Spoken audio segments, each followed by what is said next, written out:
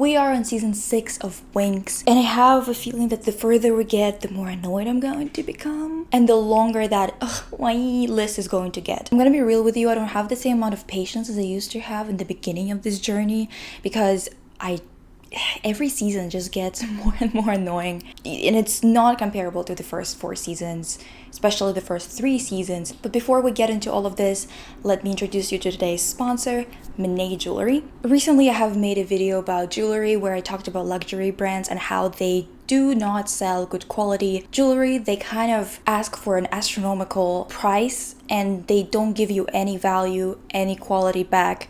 And I kind of was talking about how as a consumer, I think that we could be making better decisions with our money. Then Monet approached me with an opportunity to talk about them because they are a type of brand that basically sells everything with this extreme transparency. That's part of their values as a company. They sell jewelry that is made out of pure gold and pure platinum, and they tell you an approximate amount, about 30% of the price goes to their operations and stuff like that, but 70% of the price is paying for the gold. It's quite different than other companies in terms of that. Usually it's kind of the opposite, and with luxury brands it's even worse, obviously, because you're not really buying any quality. You're buying something that's gonna break in like a year. So if you're looking for something made out of gold, of platinum, and you want to invest into something that's going to probably grow in value, might as well pay for the actual gold than for a bunch of other crap like just the brand name, you know. They have a lifetime guarantee. Basically, you can always return it. There's gonna be a link in the description with a promotion. You can go and buy something and get 10% off if you use that link.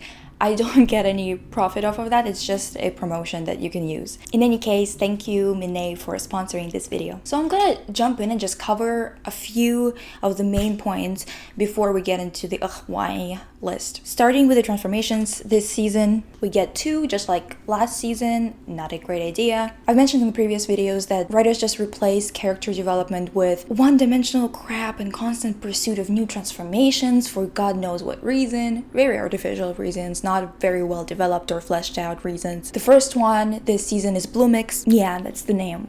Bloomix. So the reason why the Winx need that transformation is because they lost their powers to the Legendarium. Girlfriend, stop!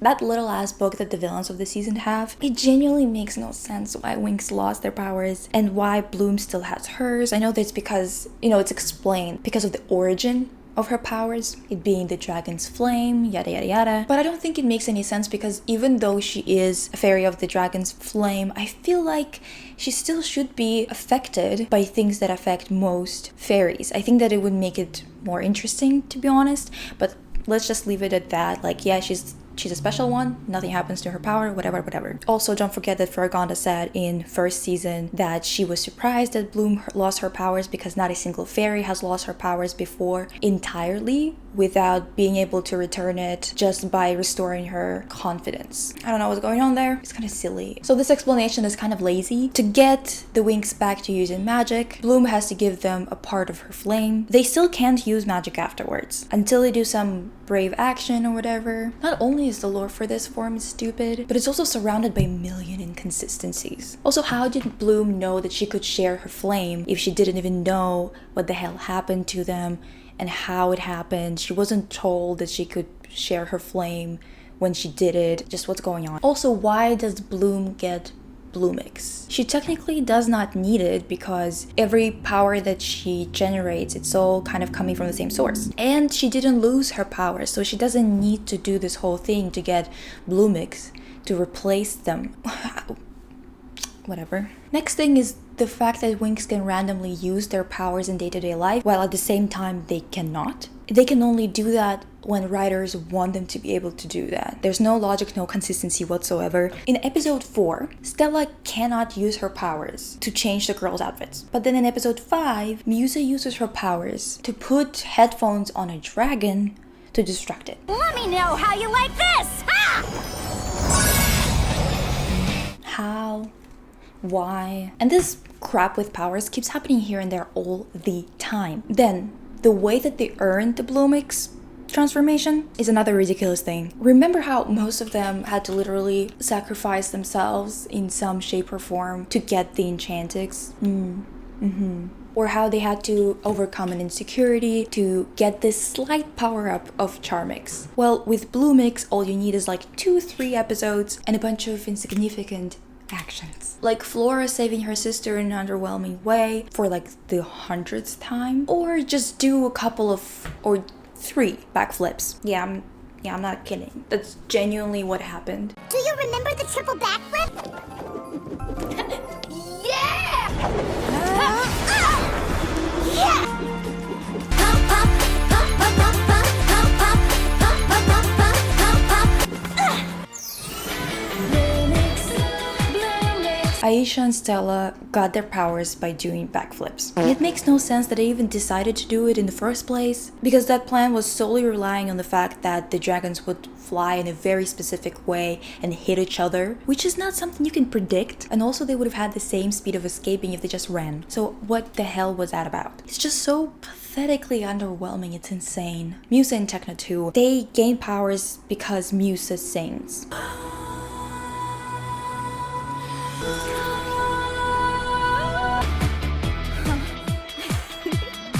Musa is also able to use her magic twice before she gets her Bloomix, which is again why just stick to your own damn logic that you created. I'm not really like happy about the way that Musa gained her power, but what the hell does Tecna have to do with it? Like, she didn't do anything. I mean, like, she did run with her, maybe she suggested something, whatever. Not enough. All of the actions, they weren't like worthy of a transformation, let alone transformation that is fueled by the dragon's flame. You know, whatever. Also, after sharing her power, Bloom kind of gets this like chest pains because she shared too much of her power. It's kind of forgotten after she gets Bloomix, so maybe that's why they gave her Bloomix, to solve that issue. But they created that issue themselves. There's no, I don't know. Listen, this is stupid as hell. Also, this is me when my tumor started to actually hurt and press on my lungs. Not funny? Okay. When it comes to design, Bloomix is definitely better than Sirenix. I like the design, except for Flora's open-toe shoes. And I'm also not that big of a fan of leggings. Other than that, I like it. The design feels fresh, the hairstyles are fun, and the color palettes look pretty. They are quite similar to each other, but that's a given. It's not that terrible as some other transformations where they had like the same wings and everything, like Sirenix, but there's obviously this uniform look about them that's takes it a little bit further than Magic Wings or Enchantix. So the design is good. The song, on the other hand, is trash. Absolute trash. I goddamn hate that song. Every time the Bloomix transformation came on, I just had to skip it because the song is just that annoying to me. I'm sorry if you like it. I'm not trying to be a dick, but I just didn't like it. Oh, also, on the topic of transformations, I really liked the Lynthea students' transformations. It was really cute. Now, Mythics. This one is weird. This is a transformation that's specifically used by Winx when they enter the Legendarium. The animation switches to 3D, just the same way as in Season 5, it was switching to 3D when they entered the Infinite Oceans, or the Infinite Ocean. I actually don't mind the reason for its existence. We've talked about this in previous videos. I personally believe that the only sane way to constantly have new transformations post-Enchantix is having transformations that are required for different missions or goals. The design of Mythics is where things get dicey. We only see this transformation in 3D.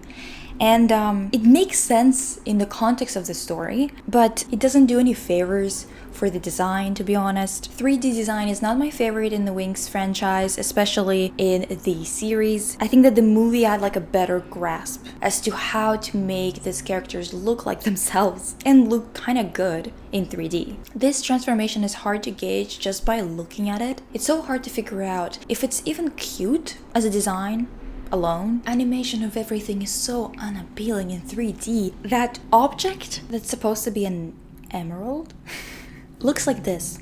Ew. So knowing that, you kind of can't imagine how hard it is to figure out whether the designers did a good job on creating this looks, just fashion-wise. Since this fandom is very fashion-oriented, I thought, you know what? There must be some illustrations available of this transformation in 2D somewhere out there. This way we could actually judge if it's cute or not. And I was right. There's actually so many versions of Mythics out there, and it's kind of cute when it's in 2D. kind of see that it's not a bad transformation in 2D. There's something cute about it. So cute in 2D and just so in 3D. How is it possible that it makes such a big difference? Look at the wings. They just really look great in this form. Just look at them. My goodness. Just looks gorgeous.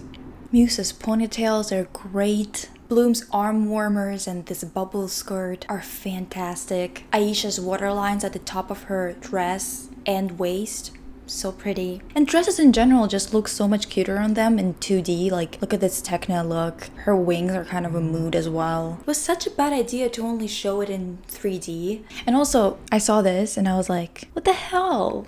They actually had like proper illustrations in 2D and we did not get to see them. I guess only on this cover, and that's it. They look so cute. It genuinely would have been a really well-designed transformation. The song and the transformation sequence is just not that good for Mythics, but the design could have carried it if it was 2D. The spells are really nothing to write home about, except for that Flores camouflage spell that was fun, and I've only seen her do something like that once. Now, the wands clearly employed to sell more toys. Cute though, in 2D, but the problem that I have about the wands is about the lore around them rather than anything else. I know that people were confused as to why Winx had to prove themselves in front of the wands. I'm not that pressed about that part, to be honest. If you're not familiar, those wands belong to some other fairies before who had different types of powers, obviously, and technically they should match those fairies. I would let it go if the wands changed their appearance as soon as they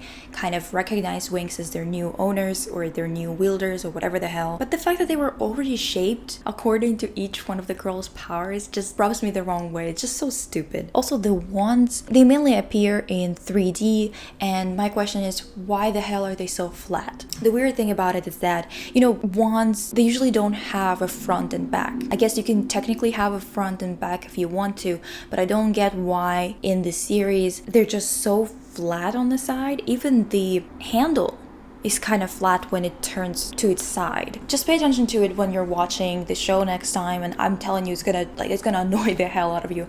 Or maybe don't if you don't want to be annoyed, you know. Also, there's this cool fighting bit that they kind of missed out on, and it's the Winx could have used the wands as swords, especially when they were fighting pirate zombies and they had swords. It would have made the fight possibly more engaging, unless of course they would have done the same type of choreography as we had in season 5 with the swords, which was absolutely terrible. So who's to say? The last thing about the wands, why is Bloom always the only one using the wand whenever they're using it to like direct them where to go or whatever? All of them have the wand. Why isn't it at least random? Or if they don't want to have all of them pull out their wands or whatever, why is it always only Bloom? Come on now, it's annoying. Does she always have to say Winx transform? Why is everything about Bloom, like even more so than when the story was actually about her? How is that possible? So let's talk about Legendarium, since we just covered the Mythic transformation. Legendarium is not a bad idea, but it is once again poorly executed in the logistic department, and it's undercutting the villain's potential this season. At first, I thought that Legendarium is going to introduce a lot of, new creatures and old-timey lore that would flesh out the magical dimension even more, since the first monsters in the story, or story characters, we see are kind of exclusive to magics. But the further you get into the season, the more Legendarium is intertwined with Earth, and so many legends come from Earth that at this point I feel like we're watching a show about a club of magical girls who just live on Earth. They live in our dimension structure. Why so many sphinxes, totems, and Caribbean pirates? What the hell is going on? They should have come up with more lore instead of just making a show exploring Earth and the legends of Earth. There's literally thousands of dimensions at their disposal and they're focusing on Earth again. Come on now. The weirdest part is that Legendarium is somehow physically connected to Earth. Winx have to find an emerald and a spear to make a key to close Legendarium. And both Legendarium locations that they go to are physically interlocked with locations on Earth. Why? Why would Acheron create the Legendarium that way? It makes no sense. Not only that, but the way that the Winx find out about how to create a key is through talking to the doorway to the worlds that is located in the Legendarium. If it exists inside of Legendarium, that means that Acheron made it. And like, why on earth would he make a spirit for a gate that would hold random knowledge, let alone a door spirit that would rat him out to a bunch of fairies that want to lock Legendarium forever? Just what is going on? Any ideas? Anyone? Why would the gate would be interested in communicating with them and ratting its creator out? Why would Acheron create something like that? He's clearly not the type of person who wants to have a balance in the universe or something like that, and wants to have sentient beings that are trapped indoors telling people what to do. So what's going on? Okay, the outfits besides the transformations. Our civilian outfits this season are just a bunch of uniforms, question mark? Why? Even when Winx were actually attending Alfea as students, undergrads, whatever you want to call it, they did not wear uniforms. No one else, none of the other characters at Alfea wear uniforms. So who came up with that and why? Why? I know it's Stella inside of the story, but I want to know who came up with that outside of it in our real world. Just why? So the outfits that weren't bad were the pajama outfits. They were cute, but why are they so matchy-matchy? It's just a bit too much, you know. The Lynphea outfits were really cute. Of course, they were very similar to each other once again, but honestly, they're just such a vibe. I kind of really like them, and the hairstyles are really cute too, and I like that they kind of mixed up the colors for some of them a little bit. I think Aisha and Bloom kind of got colors that they usually don't get, which was really interesting to see. Calavera outfits were kind of cute. They had like nice hairstyles, and I like the see-through fabrics here and there in their hair and draped over them. It was cute. Now let's go on to the bad ones, and there's a lot. First, let me tell you, the amount of gags that were incorporated into the story that were revolving around changing to different outfits and basically Stella doing it, you know, just the amount is so insufferable. It's oftentimes Stella's fault, and it just makes no sense for her character, and it is cheap comedy that just doesn't land. And you know, physical comedy is good, it could be funny, and it's great for kids shows, but it's just annoying here. Their gowns suck this season once again. When Stella puts hats on them, Be amazed.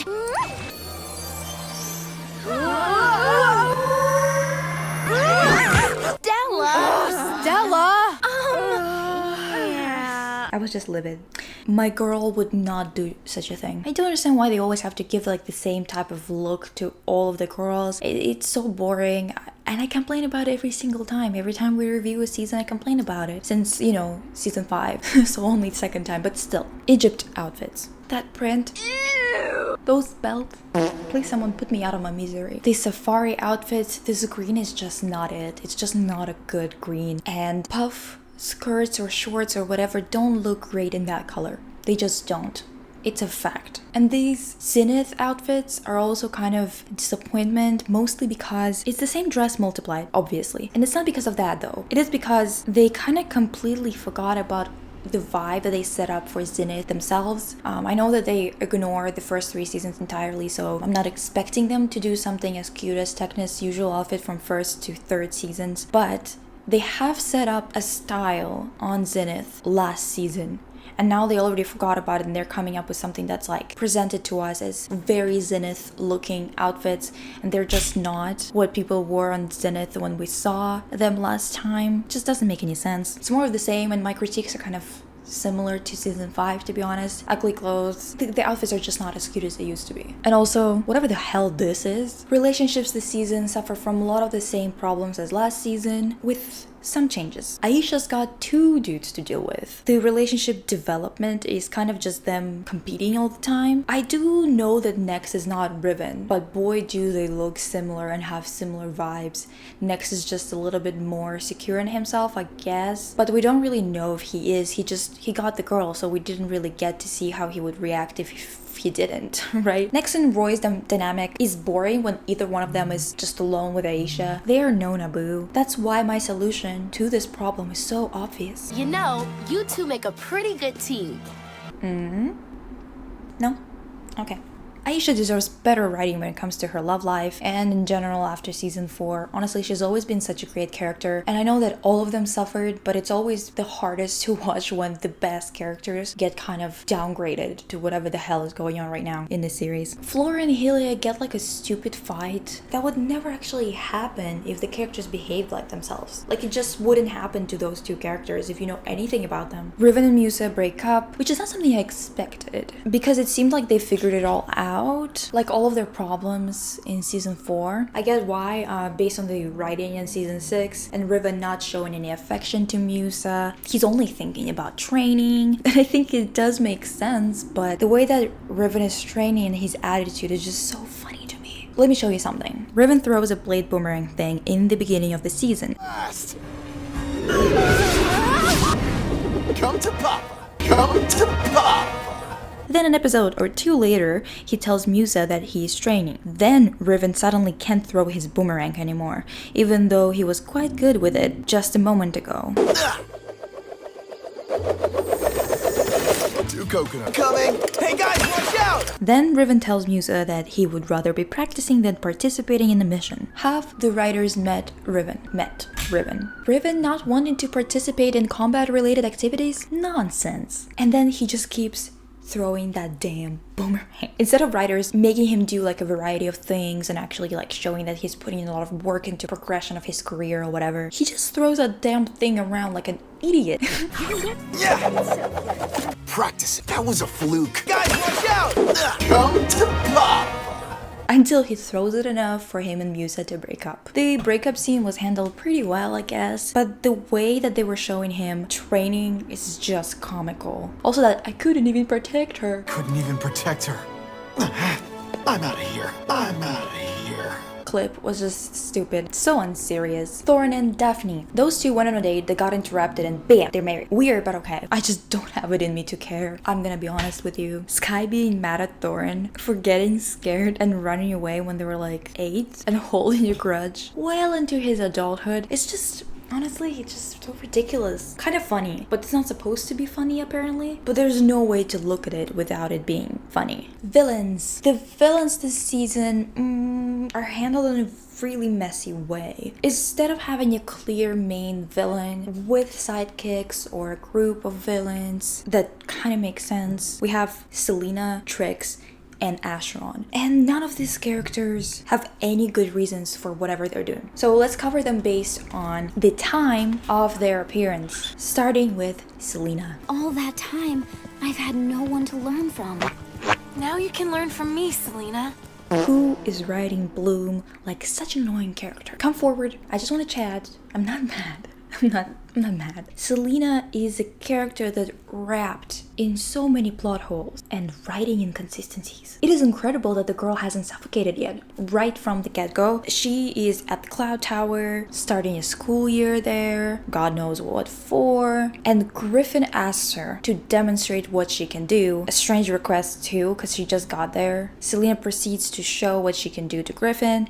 She shows her the Legendarium and tells her that she can summon trolls that used to attack Pixie villages, or Pixie Village, according to legend. And the weirdest part is that Griffin just lets her do that. Like, in what world would Griffin let her do that? She lets them roam around for long enough to cause a bunch of damage and take a few pixies with them back to the Legendarium. Just genuinely, in what world would Griffin allow one of her students to attack a Pixie village?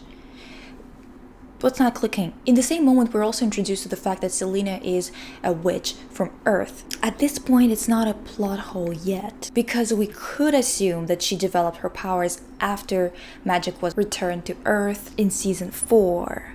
But no, of course not. Why would anything make any fucking sense in this show? Turns out that Bloom and Selena were childhood friends, and they used to play in the Guardian Fairy's garden when they were like 4. And the fairy decided to teach Selena magic. How or why Selena has magic when it was eradicated on Earth, except for Roxy, of course, is not explained.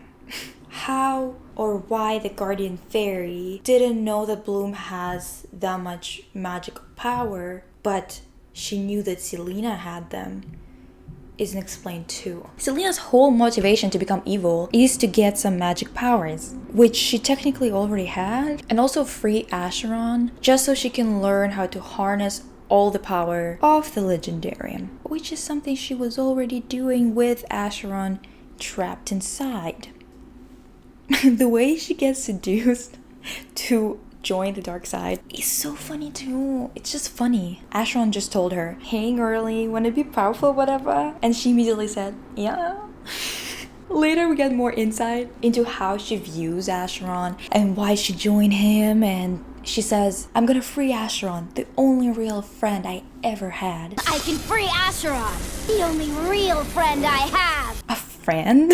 A guy you exchanged 5 words with before you decided to betray your mentor and become evil? Honestly, there is just a very simple solution to it, to be honest, in terms of writing. To give Selena better motivation and explain why she's so fixated on Acheron and on helping him. In the story, it was mentioned that Eldora spent a lot of time away trying to find some info on Legendarium, and it would have been a perfect setup to show that Selena was very lonely and unhappy, that she couldn't come with to every mission or every place that Eldora went to, forcing her to have conversations with this guy in the book that they were working on, right? Who is Acheron, someone who was acting as the only friend she ever had, right? That would make a lot of sense and explain why she got attached to him. Kind of like that story of Ginny Weasley with that Horcrux from the second installment of Harry Potter. To explain her animosity towards Bloom and thirst for magic powers, they could have shown that Selena was very upset that Bloom just like left her and forgot about her when she went to Althea to learn about magic. And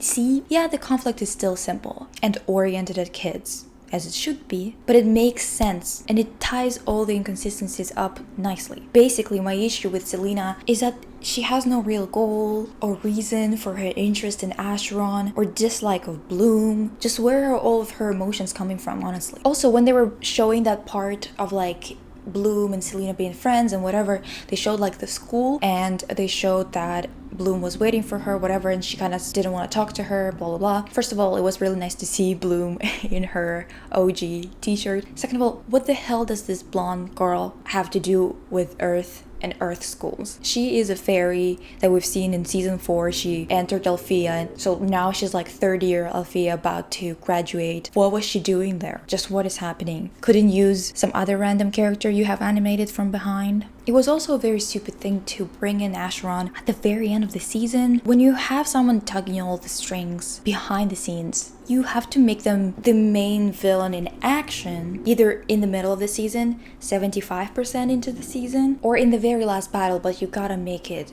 good. You gotta make it epic. You gotta make it really you gotta make it feel like it's bigger than anything that happened before in the season. You gotta justify why the villain is the big bad wolf that everyone is scared of, right? Instead, Acheron is defeated in like a few minutes, basically, within an episode by Bloom alone, by the way. Again, why? With her just using the infinity box that can fit anything and basically just vacuuming Acheron up into the box. Why did the box develop vacuuming skills all of a sudden? How did it know that it was supposed to suck in only Acheron? Nothing else. How does Bloom know how to use it properly? It was never explained. But what else is new? Like, there's no consistency with these writers. The tricks, I just hate what they have done with my girls. Just what is this? Whoa, did you two see that? We keep hooking up with losers. Why are they back again? Why did they steal the Cloud Tower again? Why on earth are they interested in attacking magic schools? Usually when they were returned before season 5, they discovered new opportunities or powers to warrant another attempt at taking over the world. But in this case, they just showed up for no reason, and somehow the witches still didn't attack them when they appeared and left Griffin to deal with them alone, which is weird considering that we've seen time and time again that the girls at the Cloud Tower really like Griffin and really respect and love her. Especially in the first few seasons, we saw it a lot. Also, why Griffin lost to them for no reason. She was able to hold them off in season 1 when they were wielding Bloom's Dragon Flame power in combination with their regular powers. As I said in the previous season review, I don't like the new Icy voice. It's not because it's a bad voice for a villain, but because it's bad for Icy specifically. And last but not least, diaspora. What the hell is she doing here again? How the hell does she get in all of these parties? I mean, I'm always glad to see her in an iconic red dress, especially in HD. It's a great dress. But give it up, babe. Give it up. By babe, I mean writers. Because what on earth are you going for here? Okay, ugh. Why? List. And we're gonna start with number 1. Why the fuck did they change the Pixies? In this season, Pixies that have been absent from season 5 have returned. Except there are some teeny tiny changes. And out of 6 Winx bonded Pixies, only 4 are the ones that these characters had before season 5. Tekna's and Muse's Pixies have been replaced for some unknown reason. I tried to find a reputable source, okay? An explanation of some sort. Because there must be some kind of issue, a big issue, that they were fixing for them to change something that big. Something that does not require that much from the production team to get accurately to previous lore, right? No, there's no info from the production team on that. It's not acknowledged in the story either. So we're just supposed to just think that that's normal. So there's more like theories rather than facts online. I found some posts where people said that Digit, Tekna's Pixie, was replaced because they kind of gender bent Digit to be a male Pixie for the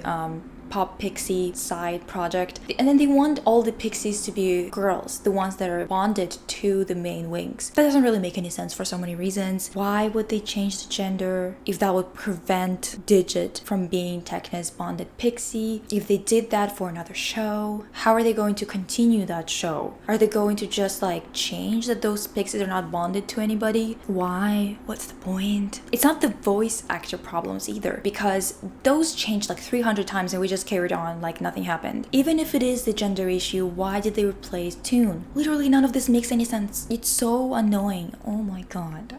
That's not the most annoying thing about it. Get this. While watching episode 24, guess who I saw?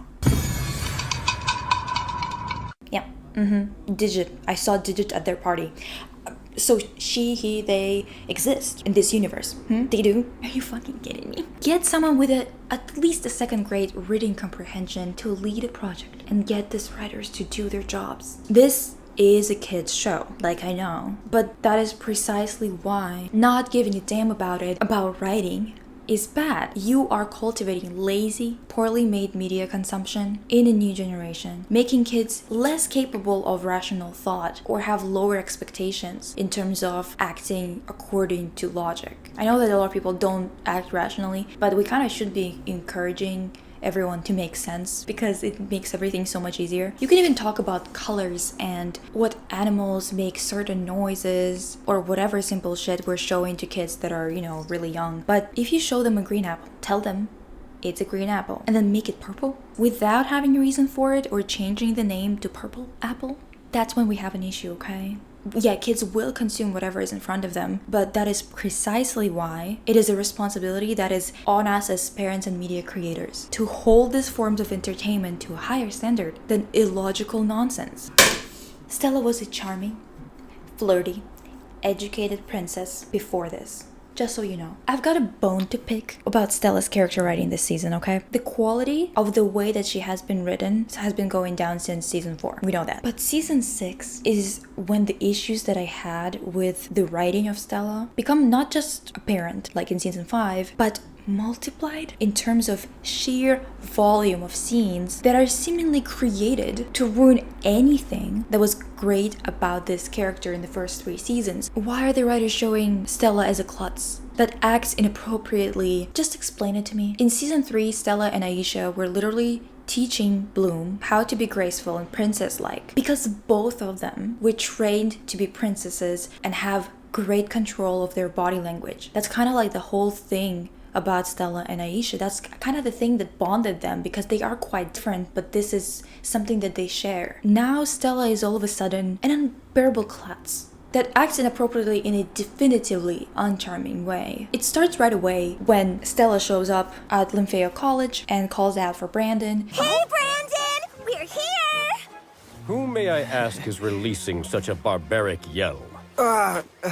My girlfriend, sir. Speaking of Brandon, first of all, show him more. Damn it. 6-inch pumps, play with his balls, dunks, ball head, yup. Second of all, Stella and Brandon, they used to have so much chemistry. And I've talked about the fact that they kind of got ruined. And yeah, I missed that they were fun to watch. And now they're just unbearable. They feel like a child and an adult now. So unbalanced and weird. Instead of being two loyal flirts. How did they manage to ruin this couple? The most frustrating display of misunderstanding Stella's character was that episode where she became a queen for a day. The writer decided to portray her as someone who doesn't know what it's like to be a queen and who thinks that being responsible for a kingdom is just fun. While we were repeatedly shown in the first few seasons that Stella is incredibly educated on these matters and all of Solarian history. Also, Stella lost all of her character progress. Of course it happened in season 5. Of course. And like it's nothing new, but this season is just so adamant at showing you how clumsy and bad at fashion she is. And she's not supposed to be like that at all. The amount of bad physical comedy surrounding her character and surrounding her changing the girls into different outfits is entirely too much. Stella! Stella!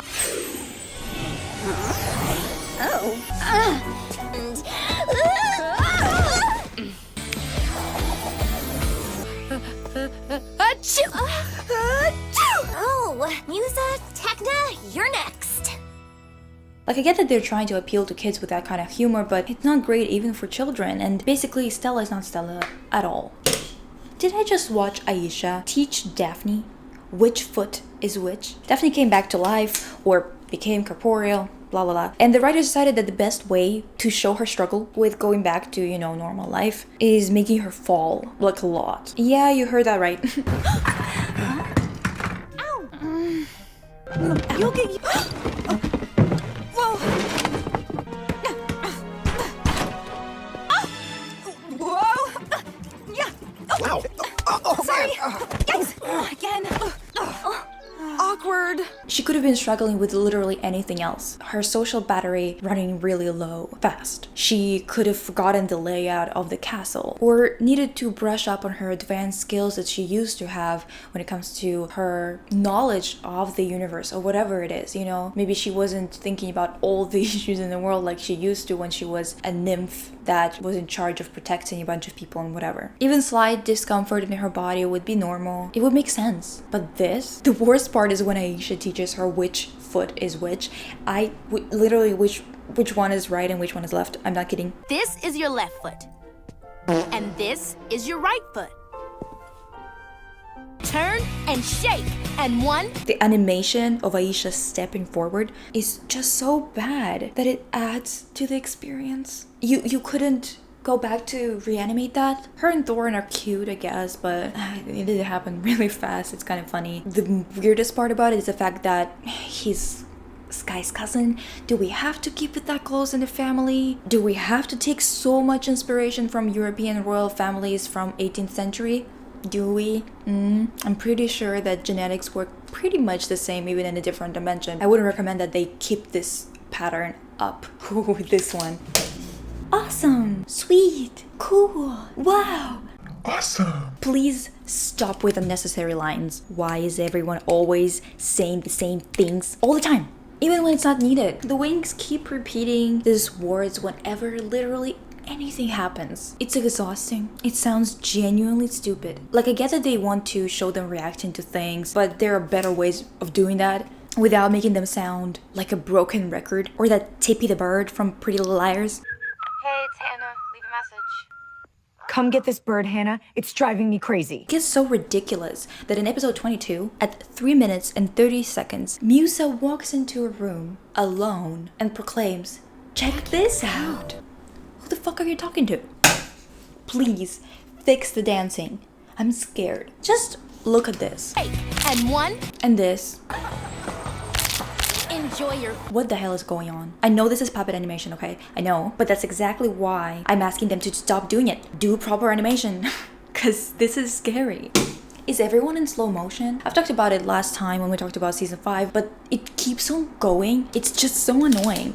During the fights, the dynamics are always off, as expected from later seasons. But the worst part is the fact that the dialogue is part of it now too. I mean, I think that it was also part of it in season 5, but I couldn't remember, honestly. My mind just keeps on erasing each season after season 4. For example, Tecna screams, "Watch out, Stella," when they are in the Legendarium, and then just stands there. Same with Stella. Do you really need that time to react? It just looks comical. "Watch out, Stella."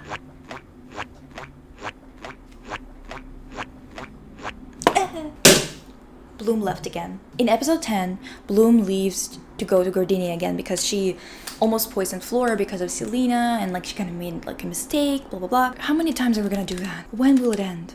Just stop it. It's not effective anymore and doesn't make sense for her character to be doing this anymore.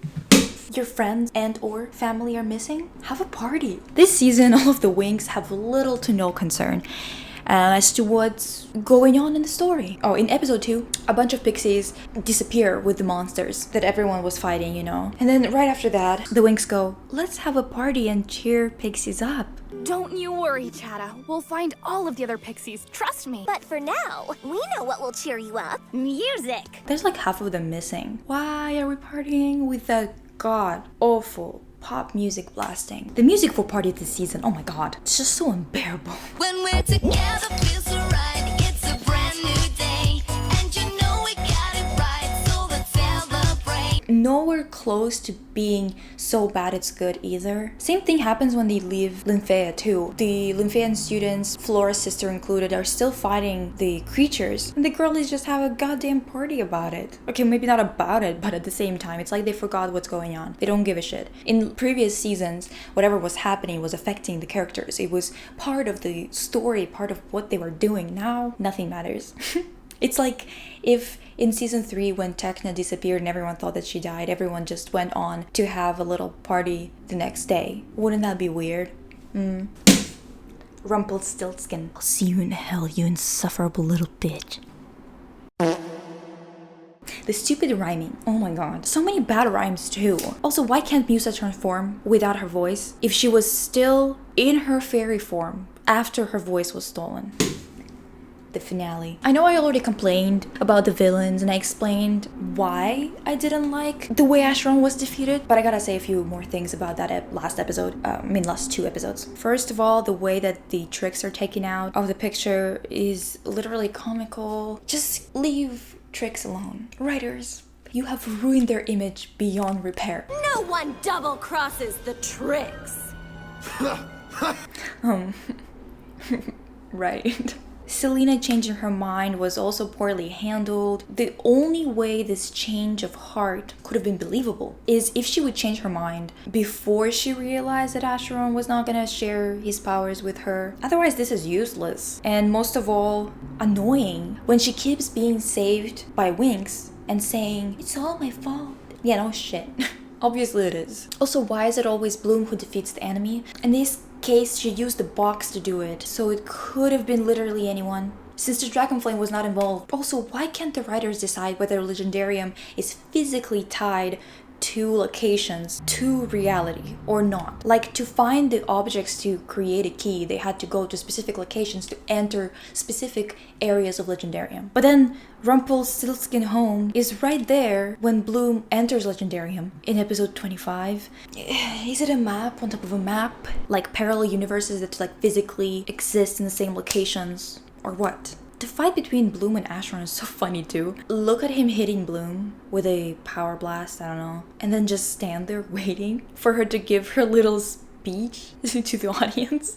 It looks like they're sparring in class rather than having an actual fight.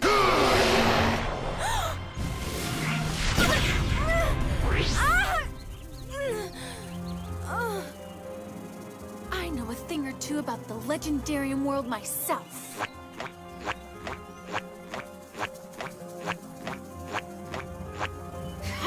Also, why do Winx need Bloom to defeat the dragon castle thing? They say it's because it's using, you know, the Dragonflame magic.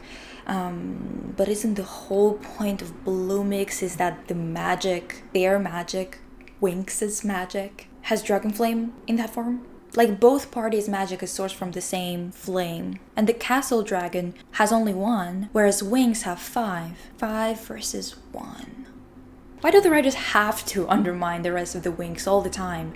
They can't even deal with the goddamn dragon that's technically only 1/5 of strength that they have. Also that fight between Trix and Bloom. Ugh, terrible banter. Oh, terrible. Makes a lackluster fight even worse. The most annoying part of the finale is Selena coming into one of the rooms in the Cloud Tower and being like, all of Cloud Tower's magic energy is contained in this dragon skeleton. What? I mean, I know that the first 4 seasons lore is consistently ignored by this series, consistently disrespected, but forgetting about a whole first and second season Cloud Tower lore that made it so cool still pisses me off. Anyway, this is my deep dive into Winx season 6, and we only have 2 more seasons to go, besties. I am glad that there's only 2 left because I absolutely adore the first 3 seasons, with 4 being adjacent to them. I will be able to talk about them for like ever. But these seasons that I'm watching right now, they're really testing me. They were testing my patience, my ability to retain information, because girl, I keep on just erasing all of that shit each time I finish watching it, and then when I start writing, I'm like, god damn it, I need to go and watch it again. I promised I was gonna deep dive all of them, and I'm going to do it because I also want to see just how ridiculous it will get considering this season 8 art style. Anyway, thank you for watching. Check out other Winx videos that I've made or anything else that you want to watch on my channel. I'll see you soon with another video. Thank you, Mene, for sponsoring once again. Bye!